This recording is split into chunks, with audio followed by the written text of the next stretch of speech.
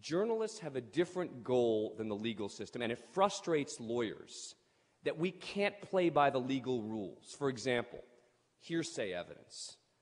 We report it all the time. Lawyers would love for us to just report what comes into evidence and not report anything beyond what's in evidence, because they're concerned that it's going to unfairly impact their client's right to a fair trial. Okay, I understand that. That's generally what jury selection is for smart lawyers to get up there and be able to ascertain whether prospective jurors are telling them the truth or not. But there are also instances, and Supreme Court has ruled on this, and a number of the justices have written very interesting accounts of this. Particularly, if you want a recommendation, I would recommend Justice Brennan's opinion in the Nebraska Press Association case. He wrote a concurrence that I think really lays out why we can't do that and why we shouldn't do that. For example, in a case where there's this convicted sex offender in Florida who has been arrested, confessed to committing a horrific crime on a little girl.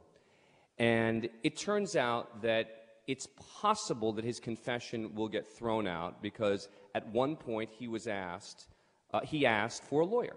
He said, maybe I should get a lawyer. They paused. They started questioning him again later. Can't do that. And as a result, that confession may get thrown out, and there is a chance that the charges could get dropped against him. Does the community not have a right to know that? This wasn't a coerced confession. No one's suggesting that he was sitting there feeling, you can argue that any time you mention the word lawyer that somehow it's then coerced. But as a practical matter, there's no argument that it was a coerced confession. And I think the community has a right to know that, to know what is really going on as opposed to the specific constraints that the legal system imposes. The reason that there are rules in a courtroom is because the government has the power.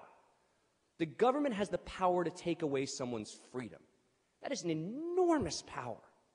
And as a result, we try and stack the deck against them. Now, you can argue that the deck doesn't end up getting stacked against them anyway. But the reason we have a standard of proof beyond a reasonable doubt basically says the government has this enormous power, and if they're going to take away someone's freedom, they better darn well be able to prove it. We don't have that power in the media.